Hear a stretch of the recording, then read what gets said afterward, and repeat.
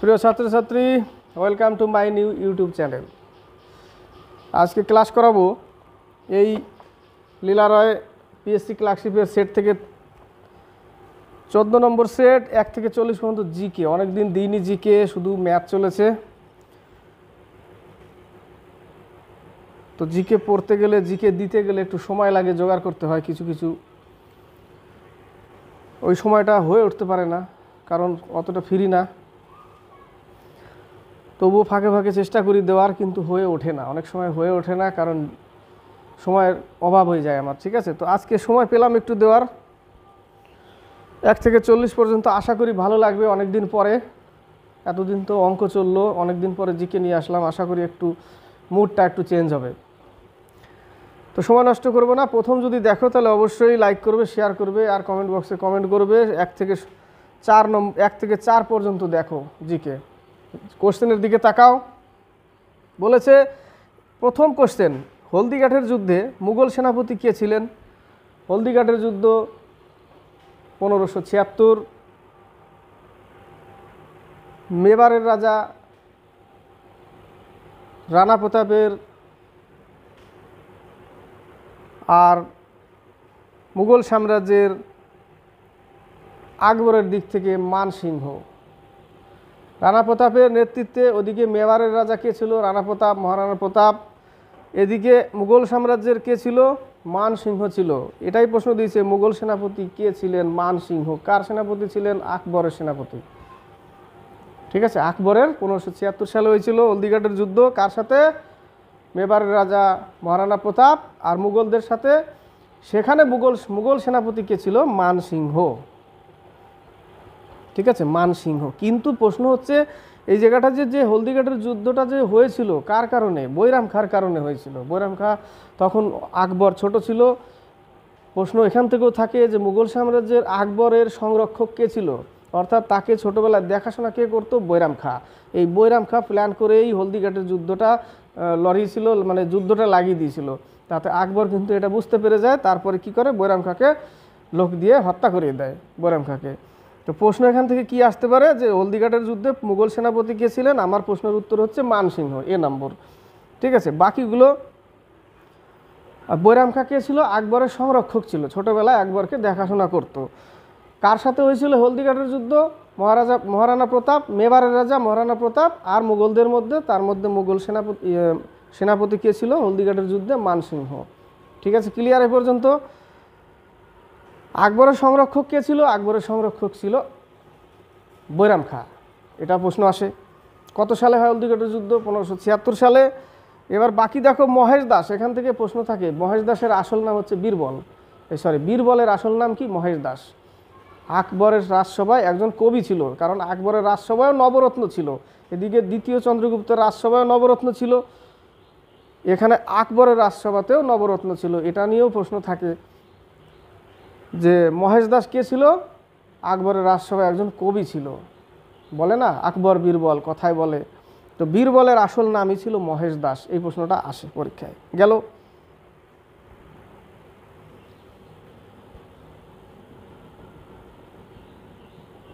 বীরবল,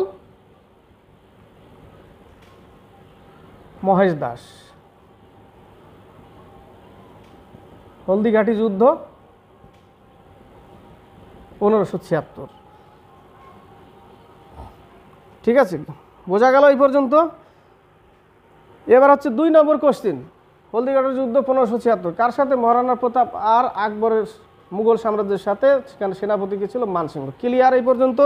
অনেকগুলো প্রশ্ন ছিল এর মধ্যে। ঠিক আছে, 2 নম্বর, নিম্নলিখিত কোন ভাইসরয়কে উজ্জ্বল বিফলতা বলা হয়? দেখো, উজ্জ্বল বিফলতা বা ওবেন মেরেডিথ। ওবেন মেরেডিথ তো পাওয়া যায় না, উজ্জ্বল বিফলতা বা ওবেন মেরেডিথ দিয়েও দিতে পারে। যে ওবেন মেরেডিথ কাকে বলা হয়? এই লিটনকে বলা হয়, ওকেই বলা হয় উজ্জ্বল বিফলতা। কারণ লিটন অ্যাকচুয়ালি ছিল ক্রুর, খুব মানে ক্রুর বলতে খুব নিষ্ঠুর টাইপের, কঠোর লিটন। সেই জন্য বলেছে ওকে উজ্জ্বল বিফলতা বা ওবেন মেরেডিথ। এ নম্বর অ্যান্সার, লর্ড লিটন। এবার এখান থেকে প্রশ্ন আসতে পারে, ইম্পর্টেন্ট প্রশ্ন, যেটা হচ্ছে যে ভার্নাকুলার প্রেস অ্যাক্ট কে লাগু করে? এই প্রশ্নটা আসে লর্ড লিটন।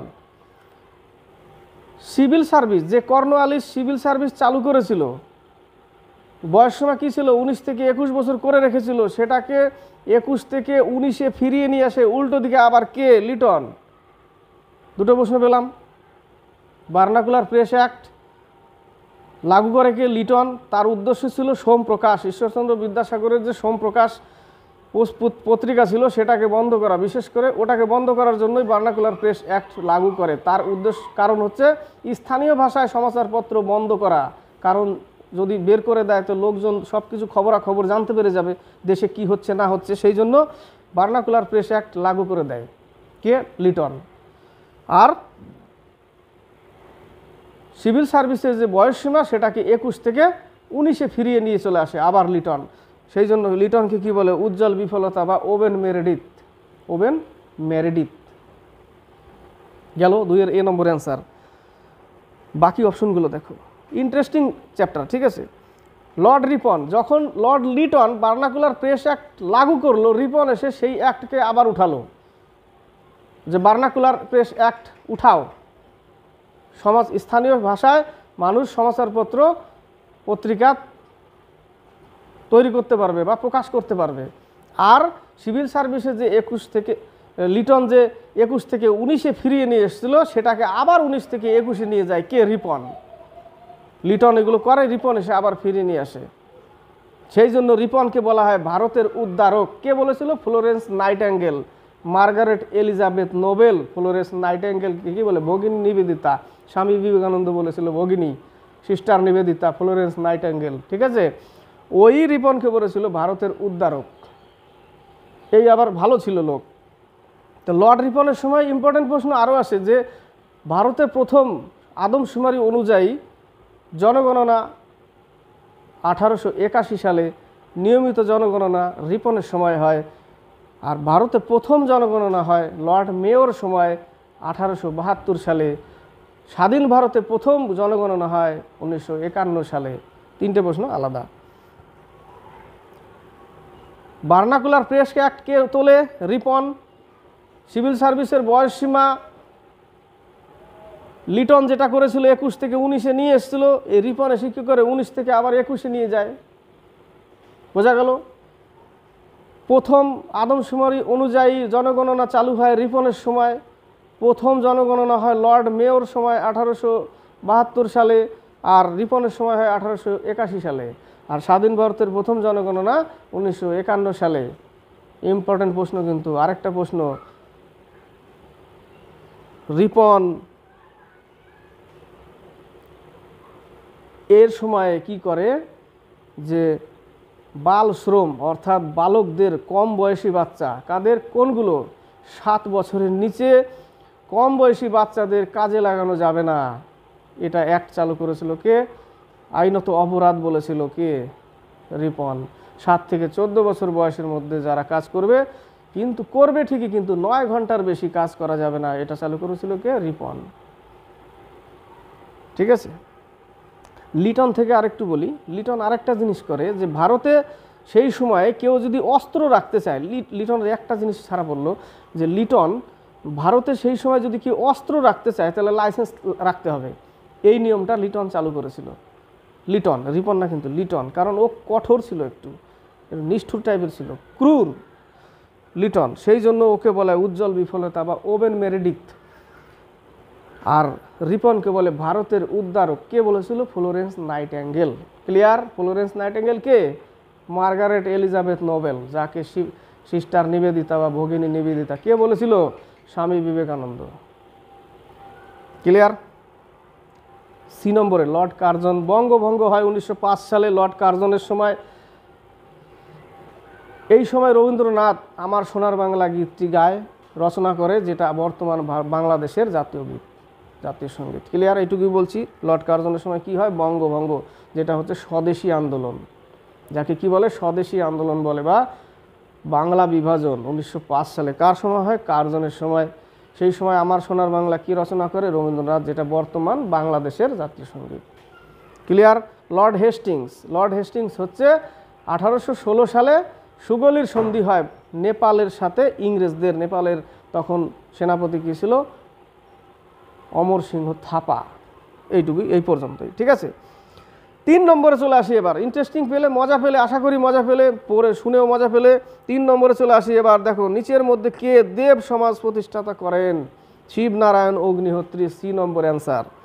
দেব সমাজ, বেদ সমাজ কে রচনা করেন, কে প্রতিষ্ঠাতা করেন? প্রশ্ন হচ্ছে এখানে দেব, এটা হচ্ছে দেব, সিনেমার দেব, আর বেদ, এই বানানটা কিন্তু খেয়াল করবে, চোখ কিন্তু যখন তখন ধোকা দিয়ে দিতে পারে। দেবকে বেদ ভেবে মেরে দিচ্ছি কেশবচন্দ্র সেনে, ভালো কথা। বেদ, বেদ সমাজ কেশবচন্দ্র সেন, আর দেব সমাজ শিবনারায়ণ অগ্নিহোত্রী। কেশবচন্দ্র সেনের সাথে আরও কেউ ছিল, ওদের সহযোগিতায় দেব সমাজ গঠন করে কে? কেশবচন্দ্র সেন।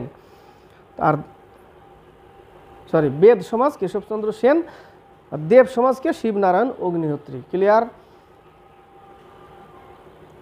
বাকিগুলো এ নম্বরে দেখো, মহাদেব গোবিন্দ রানাডে পুনা সার্বজনিক সভা, এমজি রানাডে। পুনা সার্বজনিক সভা কে স্থাপনা করে? এমজি রানাডে। কে ছিল? গোপালকৃষ্ণ গোখলের গুরু ছিল। গোখলে কার গুরু ছিল? মহাত্মা গান্ধীর গুরু ছিল গোখলে, গোখলের গুরু ছিল এমজি রানাডে। মহাদেব গোবিন্দ রানাডে, এমজি রানাডে পুনা সার্বজনিক সভা স্থাপনা করে। ক্লিয়ার? বি নম্বরে স্বামী দয়ানন্দ সরস্বতী আর্য সমাজ, কাম টু দ্য বেদ, এই জিনিসটা যেটা বেদের দিকে ফিরে আসো, বেদ কি অর লটো, এই হিন্দি ভাষা এটাই, বেদ কি অর লটো বা কাম টু দ্য বেদ, কে বলেছিল? স্বামী দয়ানন্দ সরস্বতী। আর্য সমাজ কে স্থাপনা করে? স্বামী দয়ানন্দ সরস্বতী, যার মূল নাম কি? মূল শঙ্কর। এটা প্রশ্ন আসতে পারে। স্বামী দয়ানন্দর আসল নাম কি? মূল শঙ্কর। 4 নম্বর, ফিরোজ শাহ তুগলক কর্তৃক প্রতিষ্ঠিত দারুল সাফা বিমারিও কা কার্দ সাফা একটি বিনামূল্যের হাসপাতাল। বিমারিও কা কার্দ সাফা। 4-এর বি নম্বর, একটি বিনামূল্যের হাসপাতাল আরও কিছু করেছিল, যেটা হচ্ছে ফিরোজ শাহ কোটলা দুর্গ, দিল্লিতে অবস্থিত ফিরোজ শাহ কোটলা স্টেডিয়াম, যেটা বর্তমানে অরুণ জেটলি স্টেডিয়াম, ওটাই Firoz Shah Kotla stadium, cricket stadium. Darul Safa কি এটা? B number. আরও দুটো জিনিস বলছি, দিবানে খৈরাত, এটা স্থাপনা করে। দিবানে খৈরাতটা ছিল অসহায় মহিলা এবং বিধবা স্ত্রীদের, এদের জন্য যে সেবা করা, সেটার জন্য দান করা, সেটা হচ্ছে দিবানে খৈরাত। আর দিবানে বন্দগান হচ্ছে, ওটা দিবানে বন্দগান হচ্ছে দাসদের দেখাশোনা করার জন্য একটা, কি বলবো, মানে একটা সংস্থা বলা যায়, ওটা বানিয়েছিল। গেল। আর প্রশ্ন হচ্ছে মুঘল সাম্রাজ্য, সরি এটা কি সাম্রাজ্য? দিল্লি সুলতানি যুগ। দিল্লি সুলতানি যুগের মধ্যে কার সময় সবথেকে বেশি দাসের সংখ্যা ছিল? এই ফিরোজ শাহ তুগলকের সময় সবথেকে বেশি দাস ছিল, ফিরোজ শাহ তুগলকের সময়। ক্লিয়ার? এইটুকু বললাম। 4-এর বি নম্বর অ্যান্সার।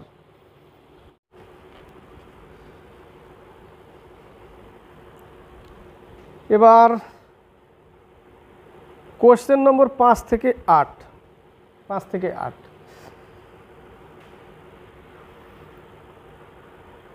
5 নম্বর দেখো, অ্যানি বেসান্ত নিম্নলিখিত কোন গ্রন্থটির ইংরেজি অনুবাদ করেন? অ্যানি বেসান্ত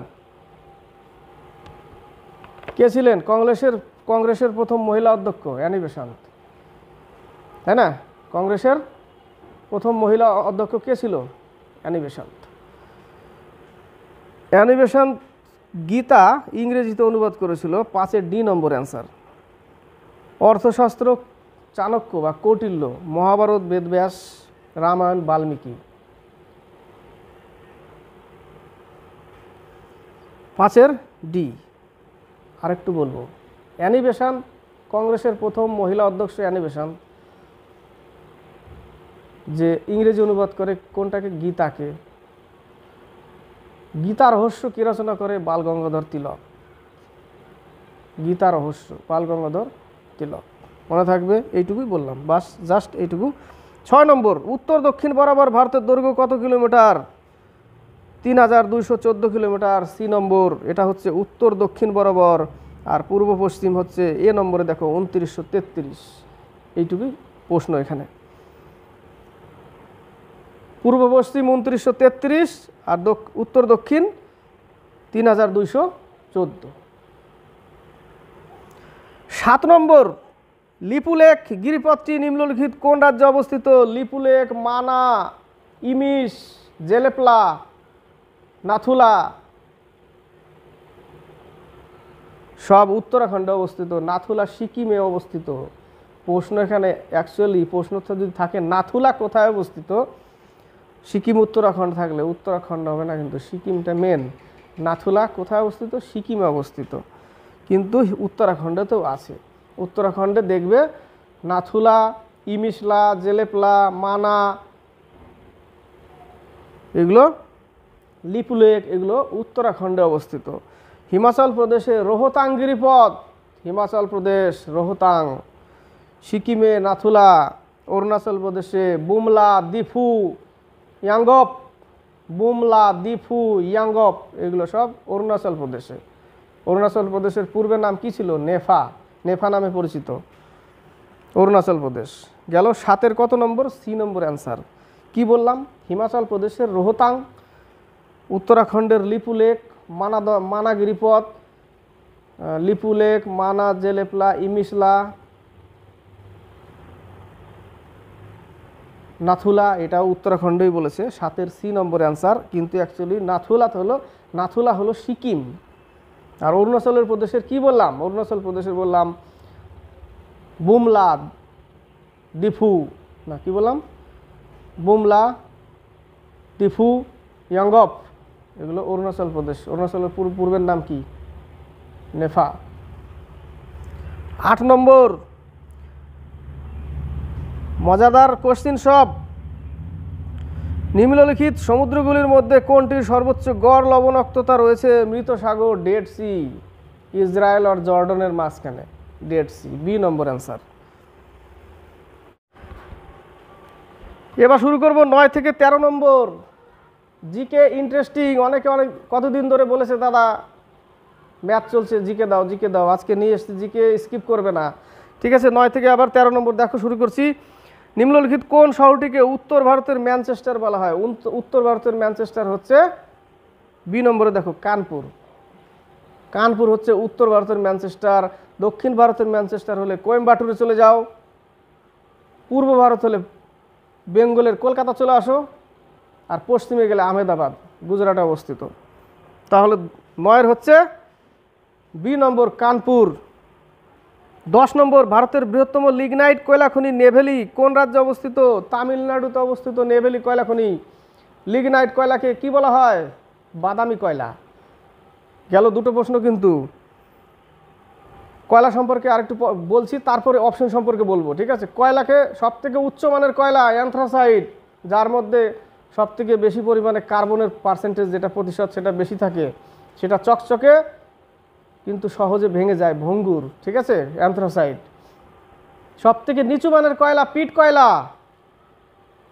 গেল কটা? গেল 3টে। এবার মাঝখানে একটা পড়ে আছে বিটুমিনাস, যেটা ঝাড়খণ্ডের ঝরিয়াতে পাওয়া যায়। বিটুমিনাস তাকে কি বলা হয়? কালা কয়লা, ব্ল্যাক কোল। বিটুমিনাসকে কি বলে? ব্ল্যাক কোল।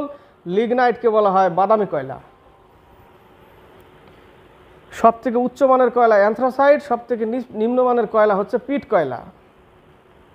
বাকি অপশনে চলে আসি। মধ্যপ্রদেশে সিঙ্গারিলা, মধ্যপ্রদেশে কয়লা খনি। কোরবা, এটা মধ্যপ্রদেশেও দেয় অনেক সময় ছত্তিশগড়েও দেয়, কিন্তু অ্যাকচুয়ালি কিন্তু ছত্তিশগড়টাই ইম্পর্টেন্ট। কোরবা কোথায় অবস্থিত? ওটা একটা কয়লা খনি, যেটা হচ্ছে ছত্তিশগড়ে অবস্থিত। কোরিয়া, এটা ছত্তিশগড়ে অবস্থিত। গেল 10 নম্বর কোশ্চিন। 11 নম্বরে দেখো, মুগা রেশম উৎপাদনে ভারতের কোন রাজ্য প্রথম স্থান অধিকার করে? মুগা আর এরি অসমে। মুগা, এরি, অসম, ডি নম্বর অ্যান্সার।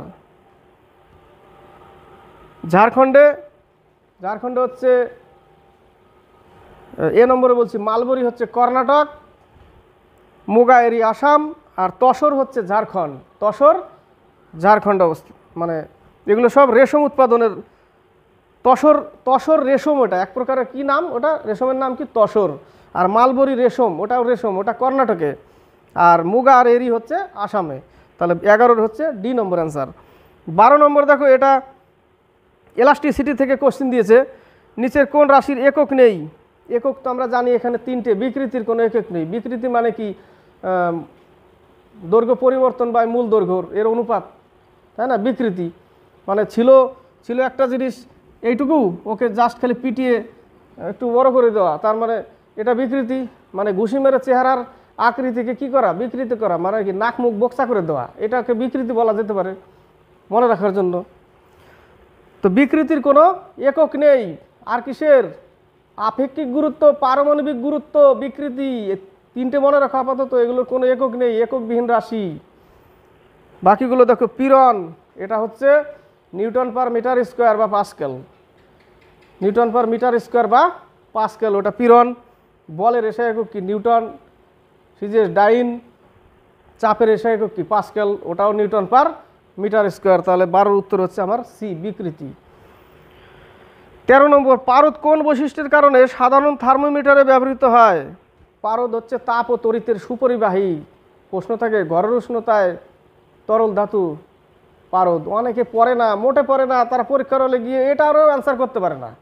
পারদের রাসায়নিক সংকেত কি? এইচজি। এটাও পারবে না অনেকে। এইচজি এটা পারবে না। বলেছে পটাশিয়ামের চিহ্ন কি? তো লিখে দিয়ে এসছে কে ফর, সরি, লিখে দিয়ে এসছে পি। পটাশিয়ামের চিহ্ন পি, এটা আমি জেনেছি যে পি ফর পটাশিয়াম মানে পি, তাহলে পি হবে, কিন্তু অ্যাকচুয়ালি তো না, কে। তো পারদের রাসায়নিক সংকেত কি? এইচজি। এইচজি হচ্ছে পারদ, যেটা ঘরের উষ্ণতায় তরল তরল কি? ধাতু। তরল ধাতুর নাম কি? পারদ। তরল অধাতুর নাম কি? ব্রোমিন। তো উচ্চ সম্প্রসারণ ক্ষমতা, তার মানে অল্প তাপ পেলে কি হয়? বাড়তে থাকে। সম্প্রসারণ মানে ছড়াতে থাকে, ফুলতে থাকা, তাই না? পারদ থার্মোমিটারে কি দেখো, ফ্রিজে রেখে দেয়, কারণ ডাউনে থাকে, যখনই বাইরে আনবে আস্তে আস্তে চলতে থাকবে। সি নম্বর অ্যান্সার। 13 কি? সি নম্বর। 14 নম্বর থেকে 17 নম্বর দেখো, খুব জটিল কোশ্চেন না। 14 নম্বর, নিচের কোনটি 1500 ডিগ্রি সেলসিয়াসের উপরে তাপমাত্রা পরিমাপ করতে ব্যবহার করা যেতে পারে? উচ্চ তাপমাত্রা মাপতে পাইরোমিটার ব্যবহার করা হয়। সূর্যের তাপমাত্রা মাপতেও পাইরোমিটার ব্যবহার করা হয়। প্রশ্ন থাকতে পারে এখানে তো 1500 ডিগ্রি সেলসিয়াসের উপরে দিয়েছে, বা প্রশ্ন থাকতে পারে যে উচ্চ তাপমাত্রা মাপতে কি ব্যবহার করা হয়? পাইরোমিটার। কি মিটার? পাইরোমিটার। সূর্যের তাপ মাপতে পাইরোমিটার। ডি নম্বর অপশনে দেখো উত্তর। 15 নম্বর, রক্তচাপ পরিমাপের জন্য কোন যন্ত্রপাতি ব্যবহার করা? যন্ত্রপাতি স্ফিগমো ম্যানোমিটার। রক্তচাপ মাপতে স্ফিগমো ম্যানোমিটার। স্ফিগমোকে হটিয়ে দিলে, সরিয়ে দিলে ম্যানোমিটার থাকে, ওটা গ্যাসের চাপ মাপতে ব্যবহার করা হয় ম্যানোমিটার। আর রক্তচাপ স্ফিগমো ম্যানোমিটার। সি নম্বর অ্যান্সার। আরও বলবো, এ নম্বরে দেখো গ্লুকোমিটার, শরীরের রক্তে গ্লুকোজের পরিমাণ কতটা আছে সেটা হচ্ছে গ্লুকোমিটার। হাইগ্রোমিটার, হাইড্রো আর হাইগ্রো কনফিউজ হয়। হাইড্রো হচ্ছে তরলের ঘনত্ব, আর হাইগ্রো হচ্ছে বাতাসের আর্দ্রতা, বাতাসে কত জলবায়ু আছে। গেল ক্লিয়ার? বায়ুর চাপ ব্যারোমিটার, গ্যাসের চাপ ম্যানোমিটার, জলের গভীরতা ফ্যাদোমিটার, দুধের শুদ্ধতা ল্যাক্টোমিটার, জলের গভীরতা সোনার দিয়েও নির্ধারণ করা হয়, সোনার একটা ওয়েব দ্বারা। ঠিক আছে? আর কিছু ছাড়া পড়লো এর মধ্যে?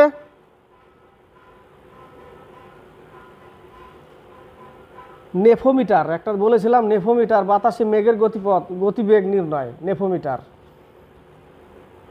16 নম্বর, গ্রীষ্মকালে পেন্ডুলাম ঘড়ি ধীরে হয়ে যাওয়ার কারণ?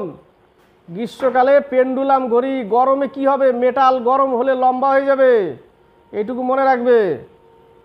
শীতকালে মেটাল কি হয়? সংকুচিত হয়। ওই জন্য রেল লাইনে, রেলের যে লাইন ক্র্যাক হয় কেন? লোহার মধ্যে সংকুচন তৈরি হয়, ওই জন্য রেল লাইনে কি হয়? শীতকালে রেলের ট্র্যাক ক্র্যাক হয়, ফ্র্যাকচার হয়, ওই সংকোচনের জন্য শীতকালে। তো গ্রীষ্মকালে পেন্ডুলাম ঘড়ি ধীরে হয়ে যাওয়ার কারণ, পেন্ডুলাম ঘড়ির যে দৈর্ঘ্য, পেন্ডুলামের দৈর্ঘ্য কি হয়? বৃদ্ধি পায়, কারণ পেন্ডুলামের দৈর্ঘ্য 2π √/= L/g। এটা হচ্ছে সূত্র, 2π equal to root over L by G equal to আছে কি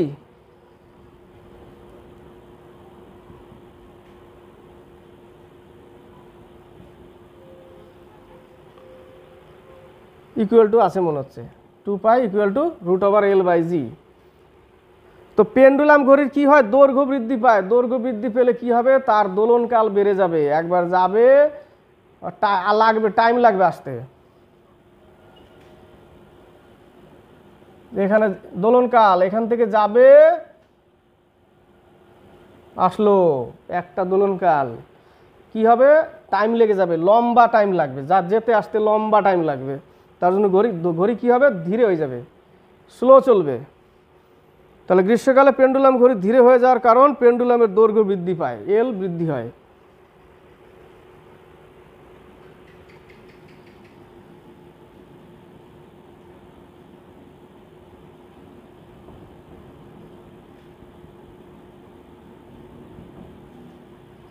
এটাই হবে 2 pi root over L by G.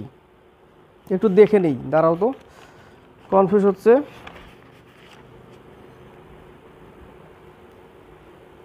T equal to sorry দোলনকাল equal to root over 2 pi root over L by G, root over L by G. T T T মানে সময়কাল, আবর্তকাল, T equal to root 2 pi root over L by G. গেল এটা। 16 নম্বর। 17 নম্বর, নিচের কোন উক্তিটি সঠিক? আলোর বেগ সবচেয়ে দ্রুত, এটাই তো খুঁজে পাচ্ছি এখানে, আলোর বেগ সবথেকে দ্রুত 3 × 10⁸ মিটার পার সেকেন্ড, শব্দের বেগ 332 মিটার পার সেকেন্ড। 17 এ নম্বর। 18 নম্বর, 19 নম্বর, 18 নম্বর থেকে 21 নম্বর, নিম্নলিখিত কোন ক্ষেত্রে সাম্প্রদায়িক কর্মসংস্থান বৃদ্ধির হার ঋণাত্মক? প্রাথমিক ক্ষেত্র। প্রাথমিক ক্ষেত্র অনেক আছে, বিশেষ করে কৃষিটা মেন জায়গায়। তো সি নম্বর অ্যান্সার। 19 নম্বর, ফিসকাল ঘাটতি সম্পর্কিত কোন গাণিতিক সূত্রটি সঠিক? উপরোক্ত সবগুলি। সরকারের ব্যয়, আর এটা অর্থনীতি থেকে অতটা মানে ক্লিয়ার না জিনিসটা আমার, হয়তো এর বিস্তারিত 19 নম্বর আছেই বইয়ে, কিন্তু ওইটুকু জেনে আমি কি করব। ঠিক আছে, 19 নম্বরের উপরোক্ত সবগুলি বলেছে, দেখো, revenue receipt plus capital receipt মোট ব্যয়, প্রাথমিক ঘাটতি প্লাস সুদ প্রদান, এগুলো অর্থনীতি কোশ্চিন একটু টাফ হয়, ডিফিকাল্ট হয়। তো 19-এর ডি নম্বর একটু দেখে নিবে তোমরা।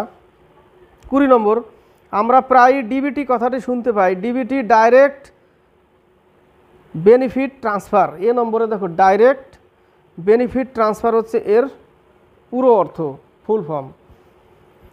21 নম্বর, নিম্নলিখিত কোন পঞ্চবার্ষিকী পরিকল্পনায় কৃষির উপর জোর দেওয়া হয়েছিল? এখান থেকে ইম্পর্টেন্ট প্রশ্ন আসে। পঞ্চবার্ষিকী পরিকল্পনা 1951 সালে শুরু হয়। প্রথম পঞ্চবার্ষিকী পরিকল্পনা ছিল হেরাল্ড-ডোমার মডেল, দ্বিতীয়টা ছিল মহালানবিশ নির্ভর তত্ত্ব। প্রথম পঞ্চবার্ষিকী পরিকল্পনা উদ্দেশ্য ছিল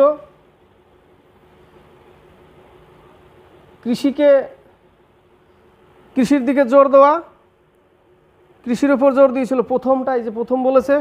দ্বিতীয়টা ছিল শিল্প, ইন্ডাস্ট্রিয়ালের উপরে ছিল দ্বিতীয়টা। তৃতীয়টা দুটোই, কৃষি এবং ইন্ডাস্ট্রিয়াল দুটোই।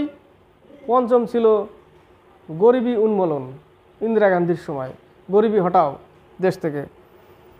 বোঝা গেল? 1 নম্বর প্রথম পঞ্চবার্ষিকী পরিকল্পনায় কৃষির উপর জোর দিয়েছিল, দ্বিতীয়টায় ইন্ডাস্ট্রিয়ালের উপরে কলকারখানার উপরে, তৃতীয়টা কৃষি এবং ইন্ডাস্ট্রিয়াল দুটো মিলে, পঞ্চমটা এখানে অপশন যেটা, পঞ্চমটা হচ্ছে গরিবী উন্মূলন, অর্থাৎ গরিবী হটাও, ইন্দিরা গান্ধীর সময়ে। পঞ্চবার্ষিকী পরিকল্পনা শুরু হয় 1951 সাল থেকে। প্রথম পঞ্চবার্ষিকী পরিকল্পনা হচ্ছে হেরাল্ড-ডোমার মডেল, দ্বিতীয়টা হচ্ছে মহালানবিশ নির্ভর তত্ত্ব। এবার হচ্ছে 22 থেকে 25। ভারতীয় সংসদের অধিবেশন কে আহ্বান করেন? রাষ্ট্রপতি আহ্বান করেন।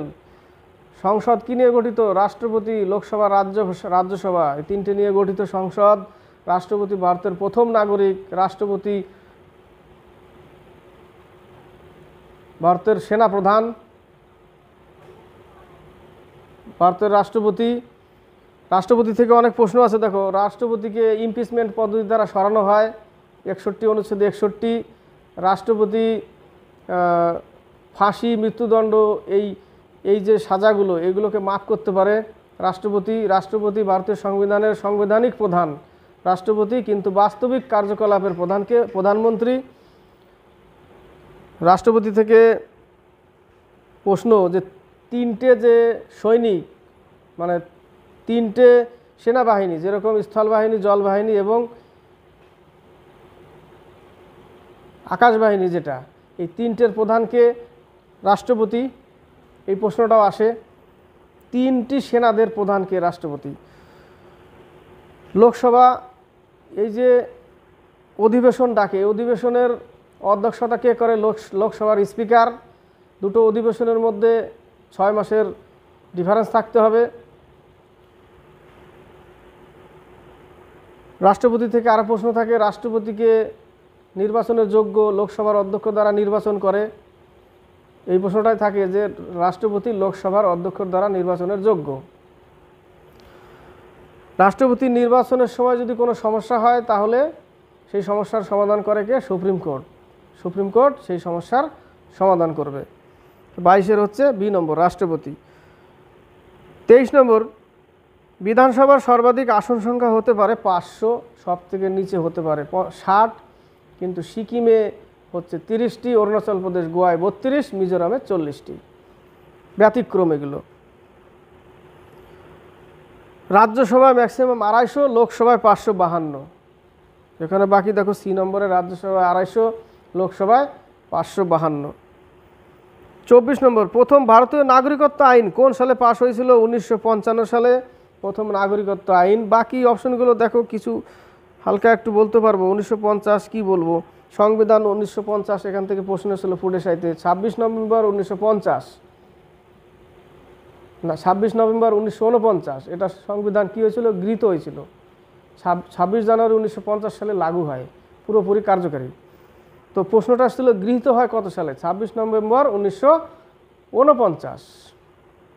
আর 26 জানুয়ারি 1950 গণতন্ত্র দিবস, 26 জানুয়ারি 1950-এ কী হয়? সংবিধান পুরোপুরি কার্যকারী হয়। তো এখানে প্রশ্ন হচ্ছে নাগরিকত্ব আইন কোন সালে পাশ হয়েছিল? 1955 সালে, সি নম্বর অ্যান্সার। 25 নম্বর, ভারতীয় সংবিধানের কোন ধারায় উপরাষ্ট্রপতি নির্বাচন নিয়ে আলোচনা করা হয়েছে? ধারা 66। ধারা 66-তে উপরাষ্ট্রপতি, ধারা 61-তে ইমপিচমেন্ট। রাষ্ট্রপতিকে সংবিধান উল্লঙ্ঘন করলে ইমপিচমেন্ট পদ্ধতি, যেটা মহা অভিযোগ দ্বারা রাষ্ট্রপতিকে সরানো যাবে, তবে 14 দিন আগে নোটিশ দিতে হবে।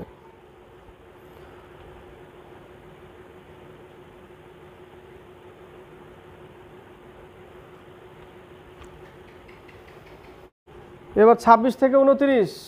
26 নম্বর, ইউরোপীয় ইউনিয়নের বর্তমান সদস্য সংখ্যা কত? এ নম্বর 28। দেখো, এই কোশ্চেনগুলোর অ্যান্সারগুলো এই বইয়ে নিচে শেষের দিকে, পেছনের দিকে, লাস্টে বলতে এই 14 নম্বরের সেটের পরে, 1 পেজ পরে দেওয়া আছে বিস্তারিত কিছু। তো ইউরোপীয় ইউনিয়নের সদর দপ্তর কোথায় অবস্থিত? বেলজিয়ামের ব্রুসেলসে।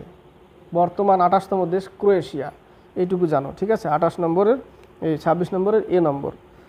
27 নম্বর, কোনো ব্যক্তির মৃত্যুর কত দিনের মধ্যে মৃত্যুর রেজিস্ট্রেশন করাতে হবে? 21 দিন, ডি নম্বর অ্যান্সার। 28 নম্বর, বেতাল জাতীয় উদ্যান কোথায় অবস্থিত? বিহারে। বেতাল জাতীয় উদ্যান বিহারে অবস্থিত। বাকি দেখো, সি নম্বরে দেখো, জিম কার্বেট ন্যাশনাল পার্ক উত্তরাখণ্ডে, উড়িষ্যায় শিমলিপাল, সাতকোশিয়া উড়িষ্যায় অবস্থিত। কানহাকিসলি মধ্যপ্রদেশ, গির গুজরাট, রণথম্বর সরিস্কা রাজস্থান। ছত্তিশগড়ের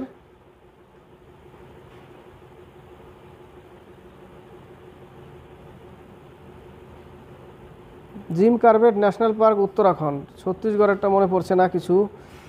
ছত্তিশগড়ের রাষ্ট্রীয় উদ্যান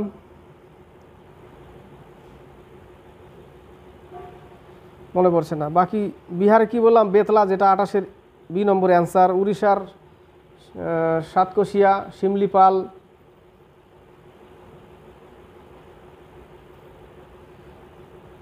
উত্তরাখণ্ডের জিম কার্বেট ন্যাশনাল পার্ক। ইম্পর্টেন্ট প্রশ্ন, সেলিম আলী জাতীয় উদ্যানটা আসে, যেটা জম্মু কাশ্মীরে অবস্থিত। গির কোথায় অবস্থিত? গুজরাটে। রণথম্বর সরিস্কার রাজস্থানে। কানহা কিসলি মধ্যপ্রদেশে। নাগারাহোল বান্দিপুর কর্ণাটকে। ভদ্রা দাভেলি এগুলো সব কর্ণাটকে। কিছু কিছু ইম্পর্টেন্ট যেগুলো, সেগুলো প্রশ্নগুলো বারবার পরীক্ষায় এসে থাকে। বিহারের ঝাড়খণ্ডের পালামু, ঝাড়খণ্ডের পালামু। পেঞ্চ জাতীয় উদ্যান মহারাষ্ট্রে।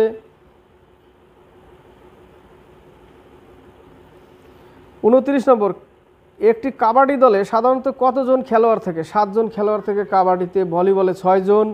9 জন খেলোয়াড় থাকে খোখোতে। 11 জন খেলোয়াড় থাকে ক্রিকেট ফুটবল।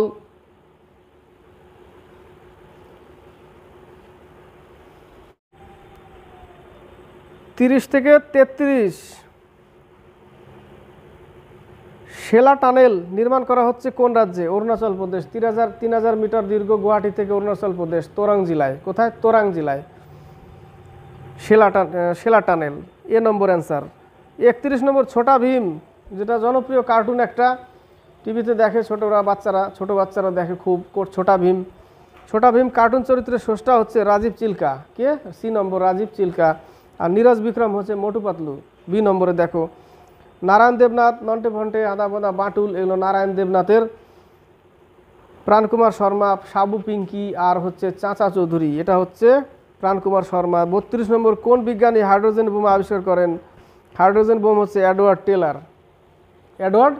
টেলর। সি নম্বর অপশন দেখো, এডওয়ার্ড টেলর। বাকি অপশনগুলো দেখো। জে রবার্ট ওপেনহাইমার, পরমাণু বোম। এ নম্বরে পরমাণু বোম। ওয়ান বন brown, ballistic missile. Samuel Cohen, এটা হচ্ছে নিউট্রন বোম। 32-এর সি নম্বর অ্যান্সার। 33 নম্বর, সন্তুরে মোট কতগুলো তার থাকে? সন্তুরে মোট 100টি তার থাকে। বেহালা আর তানপুরায় 8টা তার থাকে। 33-এর বি নম্বর অ্যান্সার। বাকি অপশনগুলো দেখো, বেহালায় 8টা আর হচ্ছে তানপুরায় 8টা। আর পিয়ানোতে 88টা। এখান থেকে 64টি একটা প্রশ্ন থাকে, ইম্পর্টেন্ট একটা থাকতো কোশ্চেনগুলো, যে দাবার কোটে কতগুলো কোট থাকে? ছক করা থাকে না দাবার কোটে, স্কোয়ার যেগুলো, কতগুলো থাকে? 64টা। জাস্ট ওইটুকু বলে দিলাম। 64টা যে কোন বাদ্যযন্ত্রে থাকে জানি না, 3টা সম্পর্কে বললাম। 33-এর উত্তর হচ্ছে B.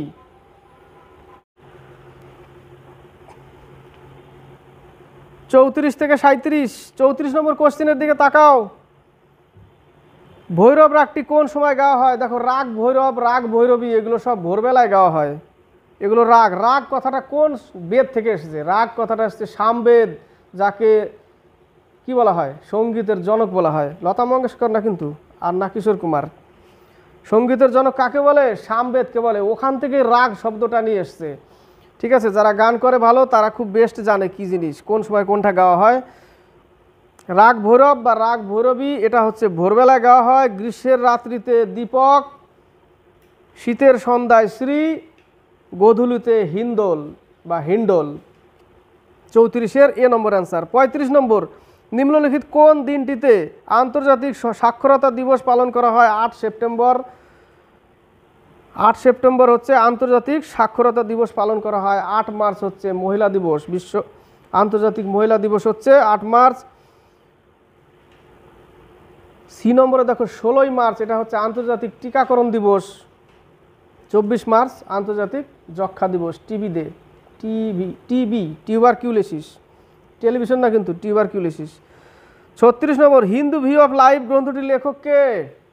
Hindu view of life গ্রন্থটির লেখক হচ্ছে সর্বপল্লী রাধাকৃষ্ণন, যে ভারতের প্রথম উপরাষ্ট্রপতি, Sarvepalli Radhakrishnan. C number. Amartya Sen, the argumentative Indian. S Chandrasekhar, from India to, কি লিখেছে? ফ্রম ইন্ডিয়া টু, মনে পড়ছে না নামটা, America. From India to America, এটা হচ্ছে কার লেখা? এস চন্দ্রশেখর। রাজেন্দ্র প্রসাদ হচ্ছে ইন্ডিয়া ডিভাইডেড। এই প্রশ্নটা ইম্পর্টেন্ট প্রশ্ন, ডি নম্বরে রাজেন্দ্র প্রসাদ। 37 নম্বরে দেখো, নিম্নলিখিত কোন এককটি তথ্যের ক্ষুদ্রতম একক অর্থাৎ এখানে দেখো বিট, বিট হচ্ছে সবথেকে কম্পিউটার তথ্যের সবথেকে ছোট একক হচ্ছে bit. 1 kilo byte, 1 kilo byte সমান সমান কি 1024 বাইট বলতে পারি, বা 8000 বিট বলতে পারি, বা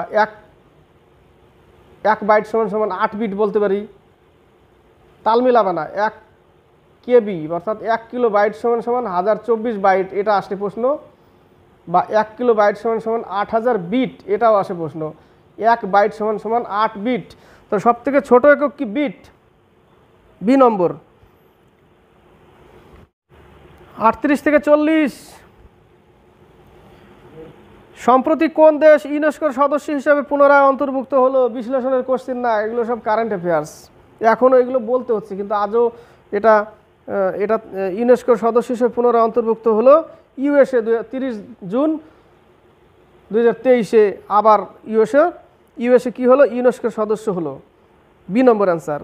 39, সম্প্রতি কোন কোম্পানি রাইজিং স্টার অ্যাওয়ার্ডে ভূষিত হয়েছে?